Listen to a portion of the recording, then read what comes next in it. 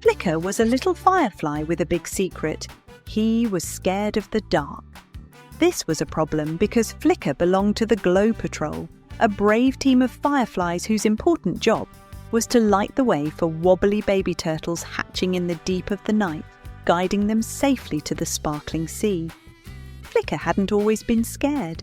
He used to zip and zoom after dark with the best of them, his little light blinking happily. But one day, playing hide and seek, Flicker had wandered too far and tumbled headfirst into a hollow in the trunk of a very old, very creaky tree. "Hello," he squeaked, his tiny light doing little to brighten the night. Only silence answered him, a thick, heavy silence that felt like a blanket made of shadows. Suddenly, a soft, ghostly sound echoed from above.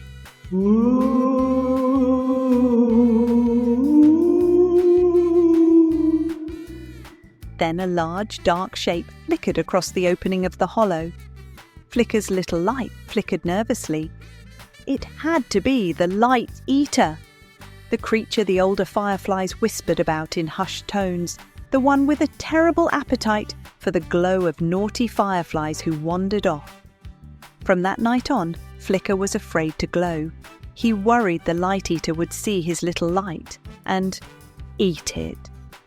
Now, every time the Glow Patrol gathered for practice, Flicker would find an excuse not to go. "Oh dear," he'd say, holding his tiny tummy, "I think I have a tummy ache." Or sometimes he'll say, "Goodness me! I seem to have forgotten something very important. I must go find it." His best friend, Blaze, a firefly with a light as warm as her heart, knew Flicker's secret. She knew about the tree hollow and the ghostly sound and the scary shadow. Blaze was a true friend and always understood.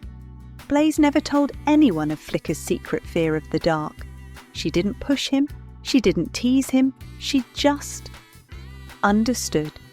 And that, more than anything, made Flicker feel a little less alone with his fear.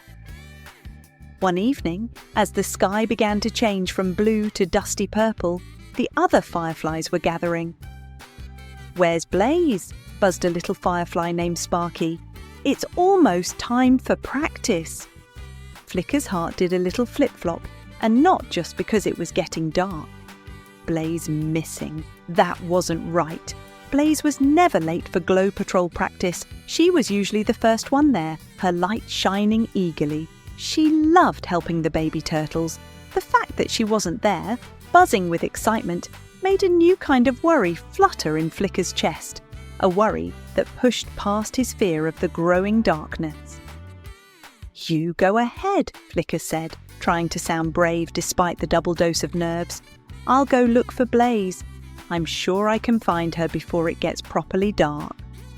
He hoped he sounded more convincing than he felt.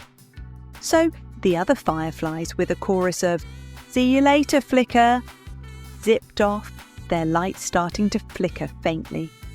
Flicker took a deep breath. Finding Blaze was more important than his fear right now. He had to find his friend. Flicker took a deep breath and began his search. He looked under leaves, behind little rocks and near the tall grass. He was getting further and further from the other fireflies, and the sky was getting darker and darker. He was trying very hard not to think about the tree hollow or the Light Eater. He was about to turn back, his little antennae drooping with worry and fear, when he heard a small, muffled sound. "Help!" He knew that voice. It was Blaze. Flicker followed the sound and found Blaze trapped inside a clear glass jar. Blaze was bumping against the sides, her light blinking with fright, and little firefly tears were starting to fall. Flicker tried with all his might to open the jar, but it was too heavy.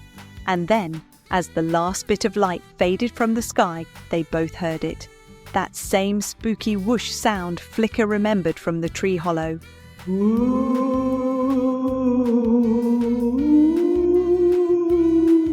And then a big shadowy shape appeared above them. "It's the Light Eater!" Flicker's little body trembled. His old fear, the one he tried so hard to hide, rushed back like a cold wind. He wanted to fly away, to hide under a leaf, to squeeze his eyes shut and pretend he wasn't there. But then he looked at Blaze, trapped and crying, her little light flickering weakly with terror. Blaze was more scared than he was. He couldn't leave her. He had to be brave for her. He hovered close to the glass where Blaze was. "Don't worry, Blaze," he buzzed, trying to keep his voice steady. "I'm here. We'll be okay." Blaze looked up at him, her big firefly eyes wide. But the light eater, Flicker, they say it eats our glow in the dark." The shadow loomed larger above them, and the sound came again. Flicker's heart hammered like a tiny drum against his ribs. This was it, the scary creature from the stories. He could feel the fear making his own light dim, just like the elders warned. But looking at Blaze, he knew he couldn't let the fear win. He had to do something. He had to be brave, not just for Blaze, but for himself too. Maybe, just maybe, if he was loud and brave, the light eater would get scared and go away. Maybe his bravery could light up the dark, just like his glow was supposed to. Taking another deep, shaky breath, Flicker puffed out his chest as much as a tiny firefly can. He shouted with all his might, hoping his voice would be bigger than the spooky shadow and the scary sound. "We are not afraid of you," he yelled, his voice surprisingly strong in the quiet night. The scary sound stopped. The shadow paused. And then, slowly, from above them, appeared a large, feathery face with big, round eyes and wearing sparkly glasses and a colourful scarf. It was a magnificent owl, and she had a kind, gentle face. "Oh dear," the owl said, startled. "You yelled. Is everything okay?" Flicker blinked. "Wait, you're not the light eater?" The owl looked confused. "The what?" Flicker scratched his head. "The scary creature that eats firefly light?" The owl laughed so hard she nearly fell off the branch.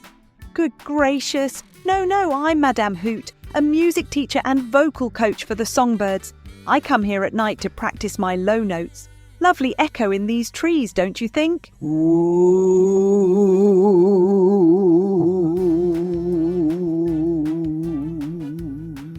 The ghostly sound Flicker had heard before was just Madame Hoot practicing, and the shadow, just her wings and scarf. Madame Hoot saw the trapped firefly. With her strong beak, she gently nudged the jar, tipping it just enough for Blaze to tumble out, safe and sound. "Oh, Flicker!" cried Blaze, buzzing around her friend. "You were so brave, thank you!" "I was," he said proudly, "and I faced the light eater, which wasn't a light eater at all." "You are brave," said Madame. "You didn't leave your friend even when you were scared." Flicker felt a warm glow spread through him, bigger and brighter than his light had ever been. He hadn't been eaten.